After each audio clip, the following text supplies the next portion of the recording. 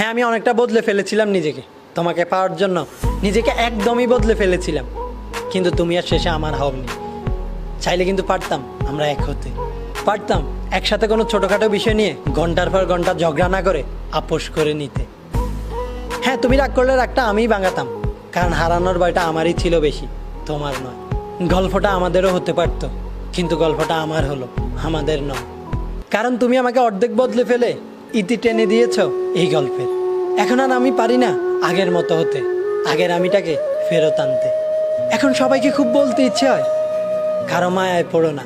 এটা খুবই খারাপ একটা জিনিস, বেঁচে থাকার ইচ্ছাটাই মরে যায়। কিন্তু যে মায়া থেকে আমি নিজেকেই বাঁচাতে পারিনি, সেটা অন্যকে কিভাবে বলবো? রোজ অন্য সবার মতো আমিও ঘুম থেকে উঠি, সবার সাথে হাসতে হাসতে আমার দিনটা খুব ভালোভাবে কেটে যায়। কিন্তু আমার রাত কেন কাটে না হাসি খুশিভাবে? জানো, রাতে একটুও ঘুম হয় না, স্মৃতিগুলো বড্ড বেহায়া, মনে করতে না চাইলেও বারবার মনে পড়ে। আমি হাসার জন্য কিছু পাই না, আমাকে হাসানোর কেউ থাকে না, আমি বেঁচে থাকার জন্য কোনো কারণ পাই না। তবুও রোজ রাস্তার মানুষের ভিড়ে আমি হাঁটি, অন্য সবার মতো আমিও ব্যস্ত থাকি। কিন্তু এই ব্যস্ততার মধ্যেও আমি তোমাকে ভালোবাসি, তোমাকে ফিরে পেতে চাই।